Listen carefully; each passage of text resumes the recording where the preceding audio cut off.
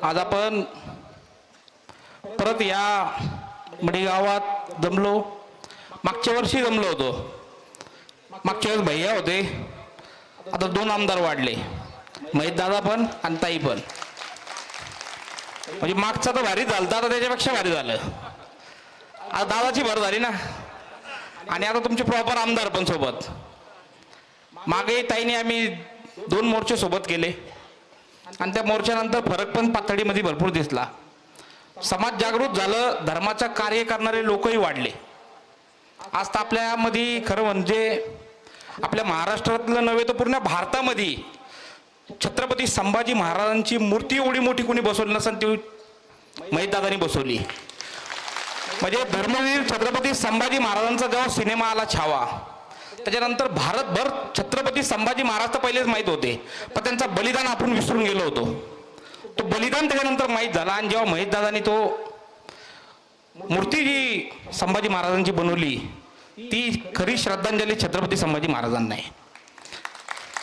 कारण अशी भव्य मूर्ती या महाराष्ट्रात वाटत नव्हतं कधी बनल. खरं खरं दादा, आम्ही तुमचे खूप खूप आभारी आहे का तुम्ही ती मूर्ती बसवली. तुमचं कौतुक इथंच नव्हे तर पूर्ण भारतामध्ये जे जे व्हिडिओ आपले व्हायरल होतात, तर आमच्या हिंदुत्ववादी लोक संपर्कात आहे, ते तुमच्याबद्दल लोक विचारतात का ते कुणी बसवली.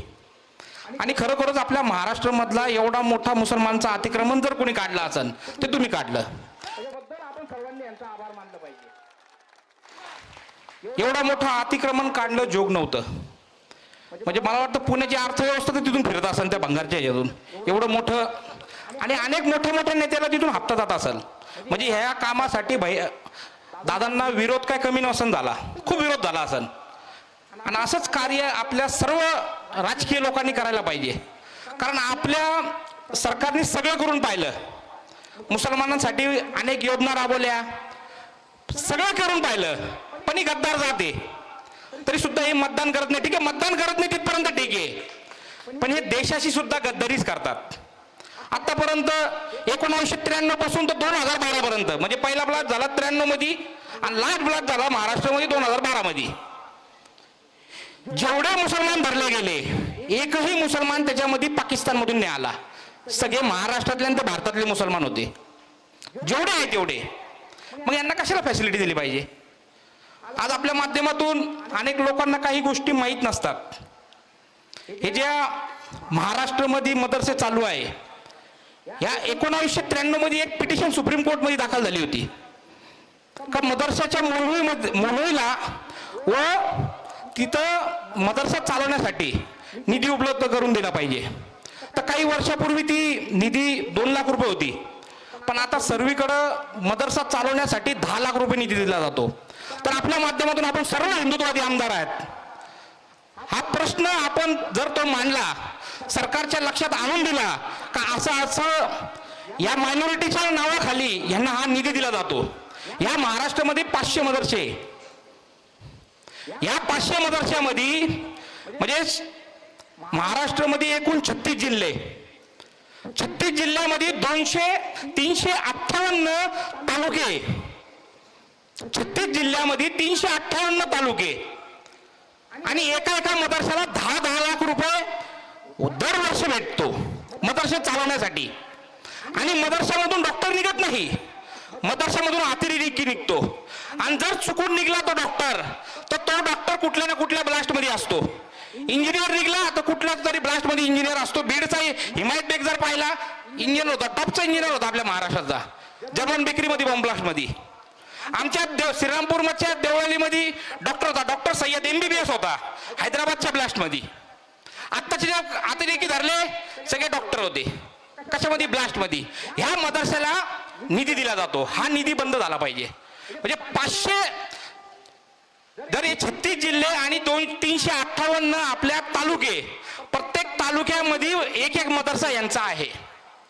आता इथपर्यंत थांबत नाही, त्या ठिकाणी जे मौलवी त्यांना अतिरेकी तयार करतात, 12,000 ते 18,000 त्यांना पगार आहे. हा निधी पहिले त्यांचा बंद झाला पाहिजे. आणि हे आपल्याकडे नाही तर पुरा भारतात चालू आहे. मागे दिल्ली सरकारने ते जास्त वाढवलं होतं, पण ते बंद झालं पाहिजे. आज एवढे आपले सर्व हिंदुत्ववादी लोक, सगळ्या हिंदुत्ववादी लोकांचा कौल आपल्या सरकारकडे आहे आणि आज आम्ही पण अभिमानाने सांगू शकतो का सरकारमुळे आम्ही बाहेर आहे आणि हिंदुत्ववादी सरकार इथं पाहिजेच. पण तुम्ही लोक सगळे संविधान पदावर असल्यामुळं आमची अपेक्षा सगळी तुमच्याकडेच आहे का हे सगळे मुद्दे तिथं मांडून हे सगळं बंद झालं पाहिजे. जसं लव्ह जिहादवर कायदा जेवढा महत्वाचा आहे, लव्ह जिहादसाठी फंडिंग होतं कुठून? मदरशामधून. लव्ह जिहादसाठी ट्रेनिंग होते कुठून? मदरशामधून. जेवढ्या धर्मविरोधी आपले कारवाया होतात आपल्या हिंदू धर्माच्या विरोधात, त्याची ट्रेनिंग मदरशामध्ये दिली जाते, कारण मदरशामध्ये कुठल्याही हिंदूला जायची परवानगी नाही. पण जे 10 लाख रुपये त्यांना जे दिले जातात, त्या 10 लाख दिल्यानंतर त्यांना सांगितलेलं आहे का तुम्ही हे जे निधी वापर करतात तर मदरशाच्या पोरांना तुम्ही गणित, विज्ञान, इंग्रजी शिकवायला पाहिजे. ते गणित, विज्ञान, इंग्रजी नाही शिकवत. ते कट्टर धर्माच्या विरोधात कसं वागायचं, बंब कसे बनवायचे, दगड कसे मारायचे हे शिकवलं जातं. आपल्या सरकारकडून 10 लाख रुपये घ्यायचे आणि अतिरेकी तयार करायचं काम चालू आहे. ते बंद झालं पाहिजे. अनेक वर्षापासून लव्ह जिहाद कायद्यासाठी आपण भांडतोय, लव्ह जिहादवर कायदा झाला पाहिजे म्हणून. आता सगळ्यांनी घेतलंय ते कायदा बनन असं म्हणताय आणि कायदा व्हायला पाहिजे. पण त्या कायद्यामध्ये पण जर व्यवस्थित तयार केलं तर चांगलं आहे. यूपी सारख्या जिल्ह्यामध्ये, यूपी सारख्या प्रदेशामध्ये एवढ्या मोठ्या प्रमाणात अजूनही धर्मांतर चालू आहे. मागं छांगूर बाबा धरला, 5,000 पोरी त्याच्या रेकॉर्डली भेटल्या. 5,000 मुलीचा धर्मांतर केलं, 5,000 पोरींचा. कोणत्या ठिकाणी? यूपी सारख्या ठिकाणी, ज्या ठिकाणी कायदा आहे तरी मुलींचा धर्मांतर होतो. आपल्या इथं कायदा नाही, मग ती आपल्याकडे कसं असतात ती प्रथा? छत्तीसगडमध्ये सुद्धा कायदा आहे, तिथेही मोठ्या प्रमाणात धर्मांतर होतो. मागच्या काही काळामध्ये मध्य प्रदेशमध्ये पण कायदा झालेला आहे. यूपी नंतर तिथं कायदा झाला. तिथं 5 वर्षामध्ये 283 गुन्हे दाखल झाले. भैया 283 गुन्हे दाखल झाले, फक्त शिक्षा 5 गुन्हे झाली. आज आपल्या महाराष्ट्रात शोकांतिका पाहिली तर ज्या वेळेस कोपर्डीचं कांड झालं, त्या लहानपोरीचा जेव्हा बलात्कार झाला तर महाराष्ट्र पूर्ण पेटून उठला. महाराष्ट्र नव्हे तर भारतामध्ये त्या गोष्टीचा निषेध झाला. त्यावेळेस अजितदादांनी ती मागणी केली ती दिशा कायदा कर्नाटकला चालू आहे, तो कायदा इथं आणावा अशी त्यांनी मागणी केली ती. तो कायदा तर त्यावेळेस आला नाही इथं दिशा कायदा. पण त्यावेळेस पोस्को ऍक्टवर एक कायदा तयार केला का 6 महिने किंवा वर्षाच्या आत शिक्षा झाली पाहिजे. 2021 ते 2026 पर्यंत मी माझ्या हाताने व आमच्या सकल हिंदू समाजाने एकूण 60 ते 70 गुन्हे कुठे दाखल केले लव्ह जिहाद आणि धर्मांतरचे, ते फक्त आपल्या नगर जिल्ह्यामध्ये. एकाही गुन्ह्याची केस सुद्धा चालू नाही झाली अजून. एकाही गुन्ह्याची केसही चालू झाली, शिक्षाचा लांबच आहे. जर या सगळ्या गोष्टी आपल्याला थांबावं लागेल तर कायद्यात तेवढा कडकचा फायदा नाही. न्याय व्यवस्थेवर सुद्धा दबाव आला पाहिजे. जर अशा केसेसमध्ये जर यांना शिक्षा झाली तर ते समाजाला दिसल. जर 6-6 वर्ष ते जेलमध्ये पण राहत नाही, 1-1 वर्षामध्ये पोस्कोच्या अंतर्गत त्यांना बेल होऊन जातात. पोस्कोमध्ये ज्याचा कायदा सर्वात जास्त म्हणजे मर्डर नंतर जो कोणता कायदा असेल कडक तो पोस्कोचा आहे. त्या गुन्ह्यामध्ये 6-6 वर्ष झाले, कोणाला शिक्षाच नाही झाली अजून, एकालाही शिक्षा नाही झाली. तर हे आपल्याकडेच नाही, ज्या ज्या ठिकाणी लव्ह जिहादवर कायदा झाला त्या ठिकाणी तीच परिस्थिती आहे. न्याय व्यवस्थेवर हे सगळं आलं पाहिजे. पहिले तर अनेक आपल्या वक्फ बोर्डच्या अंतर्गत जेवढे गुन्हे दाखल आहेत, ज्या आपल्या जमिनी त्यांनी हडपल्या, त्या वक्फ बोर्डमधून जेव्हा कोर्टात जातात तर कोर्टामध्ये त्याच्यातून काही निष्पन्नच होत नाही. का होत नाही माहिती आहे का? जेव्हा आपण वकिलीची परीक्षा देतो, ज्या कोणी कॉलेजमध्ये आपण शिकायला जातो, तर वक्फ बोर्ड ऍक्ट प्रमाणे कुठल्याही वकिलाला त्याचं शिक्षण दिलं जात नाही. कोणी वकील असेल तर त्यांनी सांगा त्याला दिलं का? तो कायदाच आपल्या लोकांना आतापर्यंत दाखवण्यात गेला नव्हता का वक्फ बोर्ड काहीतरी हा कायदा आहे आणि याच्यावर तुम्ही अभ्यास करा. जर तुम्हाला याच्यावर लढायचं असेल तर काही आपले तज्ज्ञ वकील आहे भारतामध्ये, बोटावर मोजणे इतके वकील आहेत का ज्यांनी वक्फ बोर्डवर अभ्यास केलेला आहे. आतापर्यंत रिझल्ट जर वक्फ बोर्डचे पाहिले तर आपल्याला मला दाखवून द्यायचं कुणीतरी का 100 केसेस चालू आहेत त्याच्यातले 30 तरी आपण जिंकले. एकही केस आपण जिंकलो नाही वक्फ बोर्डची. सगळ्या केस आपल्या विरोधात गेल्या. न्याय व्यवस्थेवर आपला दबाव नाही. न्याय व्यवस्था भ्रष्ट झालेली आहे. आणि जेव्हा न्याय व्यवस्था भ्रष्ट होती मग त्या देशाचं सगळ्याच गोष्टीचं नुकसान होतो. जरा आपल्याकडे तर इतर देशापेक्षा आपण न्याय व्यवस्थेला देव मानतो, पण जर ती देव जर भ्रष्ट होत असेल तर आपण न्याय मागायचं कुठं? आज तीच आपल्या महाराष्ट्रात परिस्थिती आलेली आहे. आज आपण एवढं सगळे इथं जमून कशासाठी जमलो? का इथं एकही मुसलमान बसून दिला नाही पाहिजे, गरज नाही त्याची. एक आदेश काढला तर नाही बसून दिलं पाहिजे, पण सरकारमधल्या आमच्या आमदारांना सुद्धा इथं यावं लागतं, सभा घ्यावी लागती. अशी परिस्थिती ह्या लोकांची, आपल्या हिंदू लोकांची पाहिजे तर बुद्धिभ्रष्ट झालेली आहे. त्याला आपला धर्मच कळत नाहीये.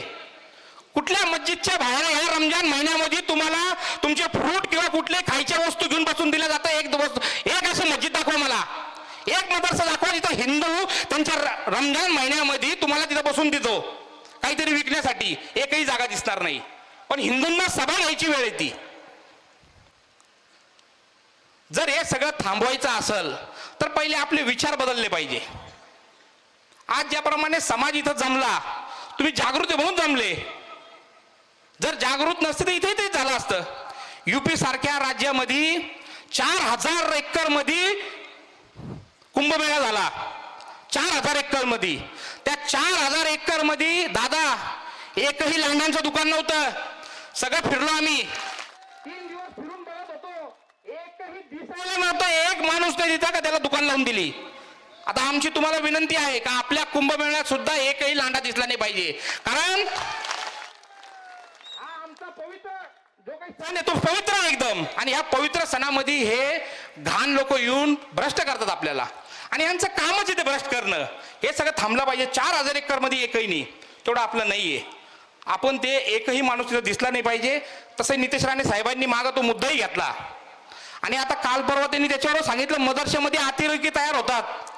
आता मी येताना एक व्हिडिओ पाहिला तर देवा भाऊला एक न्यूज अँकर आहे, असे उलटे पालटे प्रश्न करत होती. त्यांना म्हणजे तुम्हाला मिरची लागली नितेश राणेंचं विचारलं तर. म्हणजे जर न्याय व्यवस्थेमध्ये असे लोक, मीडियामध्ये असे लोक जर ते म्हणताय का त्याच्यात मदरशामध्ये अतिरेकी तयार होतो, पुरावे आहे त्याचे अनेक भेटले तसे, तरी सांगताय, तरी न्यूजवाले उलटे पालटे प्रश्न आता विचारत. आता मी येताना व्हिडिओ पाहिला. त्यासाठी समाजाची जागरूकता आणि जे जे आपल्याला भेटतंय. आता आपल्याकडे संग्राम भैया आहे, असे काही मुद्दे भेटले, भैया तुम्ही अधिवेशन मध्ये मांडा. दादांकडे जायचं, दादा तुम्ही मांडा. ताईंकडे जायचं, तुम्ही मांडा. आतापर्यंत एवढे मुद्दे भैयाने आमच्या मांडले तिथं अधिवेशन मध्ये, जेवढे दिले तेवढे मांडण्यात आले, आणि जे जे मांडले त्याच्यावर काहीतरी कारवाई झाली. कारण जेव्हा आमदार बोलतो ते सरकारला त्याच्यावर बदल करावाच लागतो. आज जे लव जिहादच्या कायद्यासाठी आपण सगळे भांडत आहे, त्यासाठी आमची फार आपल्याशी अपेक्षा आहे दादा, का तुम्ही भैया आणि ताई परत एकदा त्या लव जिहादच्या कायद्यासाठी मांडलं पाहिजे. त्याच्यासाठी वाटलं आम्ही जेवढे केसेस झाले आतापर्यंत ते सगळे बनवून देतो. लहान लहान पोरीचा बलात्कार केलाय आपण सुद्धा. त्यावेळेस सोनईच्या घटनेमध्ये 10 वर्षाच्या मुलीवर बलात्कार केला, तुम्ही विधानसभेमध्ये तो मांडला होता. त्याच्यामुळे ते लोक काही दिवस जेलमध्ये राहिले, पण त्यांचेही बेल झाले. शोकांतिकाही मराठा समाजाच्या 10 आणि 11 वर्षाच्या मुली आणि 65 वर्षाचा एक ख्रिश्चन माणूस त्यांच्यावर बलात्कार करतो, आणि तो व्हिडिओ व्हायरल होतो, आणि त्या लोकांचा बेल होतो. ही कशी न्याय व्यवस्था? न्याय व्यवस्थेपेक्षा पोलीस जेव्हा ते कागदपत्र तयार करतात आणि आपण त्यांना जाऊन सांगतो का तुम्ही गुन्हा दाखल करा, तर त्या लोकांना मदत कशी होईल यासाठी कागदपत्रांमध्ये काहीतरी त्रुट्या सोडल्या जातात, आणि त्याच्यामुळे याचा बेल होतो. आणि असे बेल झाले तर त्या अधिकाऱ्यांवर कारवाई झाली पाहिजे का तुम्ही जे कागदपत्र तयार केले त्याच्यामध्ये कस काय चुका राहिल्या. 10 वर्षाच्या मुलीवर बलात्कार करतो आणि व्हिडिओ असतो, आणि ते लोक जामीनवर सुटतात. लहान लहान पोरीचे बलात्कार करून मर्डर करतात आणि ते लोक जामीनवर सुटतात. फक्त भांडणं हा मंदिराचं नाहीये, आमची लढाई हा धर्मासाठी आहे. कारण आम्ही हा महाराष्ट्रात जन्म घेतला, याच महाराष्ट्रामध्ये आमच्या छत्रपती संभाजी महाराजांचं रक्त सांडलं आहे, आणि त्या महाराष्ट्रामध्ये जर आमच्या मुली सुरक्षित नसतील तर आमचा काही फायदा नाही. मग छत्रपती शासन आणतील ना, आता सगळे त्याने आणतील, आपल्याला आणावं लागेल, हत्यार चालवावं लागतं त्याला. आणि जर हे सगळं थांबवायचं असेल, आपण काय करतोय, कोणाचे तरी मागं लावून डॉक्टरकडे जातो. डॉक्टर कितीही मोठा असला तर कमी पॉवरची जेव्हा तो गोळी देतो ना, ती असर करत नाही. त्याला गोळी पॉवरफुल लागती, आणि ती गोळी चालवायची दमक आपल्यामध्ये पाहिजे. जर ह्या सगळ्या गोष्टीवर उपाय करायचा असेल तर डॉक्टर न शोधता आपण गोळी कोणती द्यायची खायला त्याचा विचार करा. आणि आज ही जी भव्य सभा इथं झाली त्याबद्दल मी जमलेल्या सर्व हिंदुत्ववादी लोकांचा मनापासून आभार मानतो. आणि हे सगळं सरपंचच्या माध्यमातून हे थांबलं त्यांचंही मनापासून आभार मानतो आणि थांबतो. जय श्रीराम.